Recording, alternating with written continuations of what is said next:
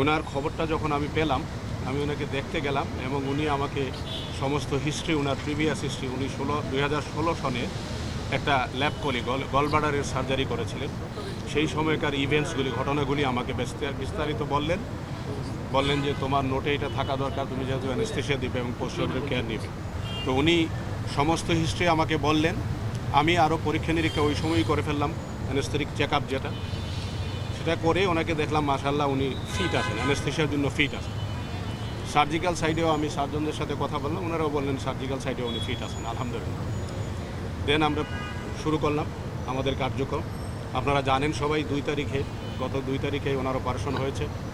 2 তারিখ থেকে 5 তারিখ পর্যন্ত, 5 তারিখে ছুটি ছিল, 5 তারিখ পর্যন্ত উনি কার্ডিয়াক আইসিইউতে আমাদের কার্ডিয়াক অ্যানেস্থেশিয়া ডিপার্টমেন্টের আন্ডারে উনি ছিলেন, ইন্টেন্সিভ কেয়ারে ছিলেন। 5 তারিখে ওনার ব্রেইন টিউব যার থাকে, আমরা যা দেই, গলায় থাকে, হাতে থাকে, আর্টেরিয়াল লাইন, এসব আমরা খুলে দিয়েছি এবং ওনাকে ওখানে আইসিইউতেই হাঁটিয়েছি। উনি নিজে নিজে হাঁটতে পেরেছেন ওখানে, আলহামদুলিল্লাহ। এবং তারপরে ওনাকে আমরা শিফট করে কেবিনে নিয়ে গেলাম। বিকাল পর্যন্ত আমি ছিলাম ওনার সাথে। বিকালের দিকে 5 তলায় কেবিনে আমি আবার ওনাকে পরীক্ষা নিরীক্ষা করে তারপর আমি বাড়িতে গেলাম।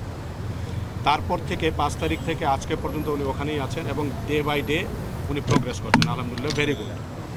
ওনার প্রোগ্রেস নিয়ে আমরা খুবই সন্তুষ্ট, আমরা হ্যাপি এবং আমরা সবাই দোয়া করি উনি আগামী 3 থেকে 4 সপ্তাহে, অর্থাৎ ধরেন মোটামুটি 1 মাস সময়ের মধ্যে ইনশাল্লাহ আশা করছি উনি ওনার নর্মাল জীবনে ফিরতে পারবেন ইনশাআল্লাহ। ইন বিটুইন মাঝখানে 2টা সপ্তাহ পরে ওনাকে আবার হাসপাতালে আসতে হবে একটা প্রথম ফলো আপের জন্য।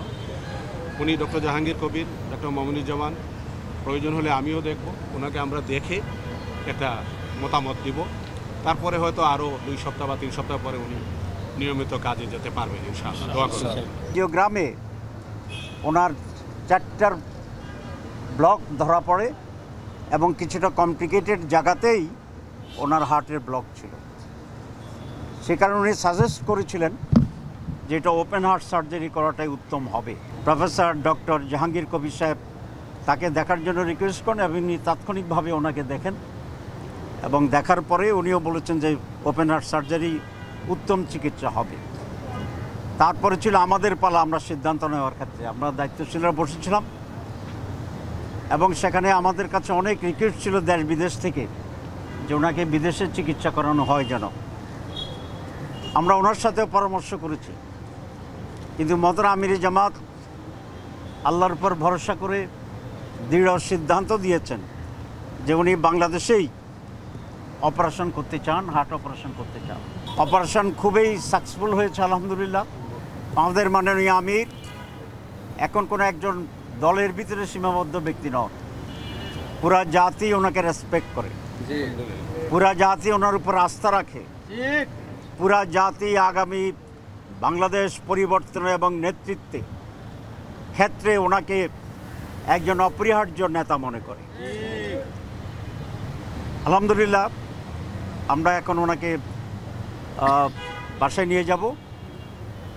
ওনার সেখানে আরও 2 সপ্তাহ রুটিন মাফিক ওনার রেস্ট প্রয়োজন হবে, কিন্তু এই যেমন উনি ইনশাল্লাহ কর্মক্ষমই থাকবেন, উনি আমাদের সবাইকে পরামর্শ দিতে পারবেন এবং 3 সপ্তাহ পরে আল্লাহর সাহায্যে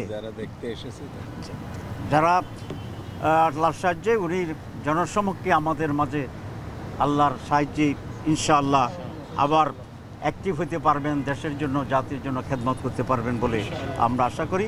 আপনারা দোয়া করবেন। দোয়া হচ্ছে মুমিনের অস্ত্র, অর্থাৎ আপনাদের দোয়া অস্ত্রের মতো কাজ করবে আগামী দিনে আমাদের সব কিছুর জন্য।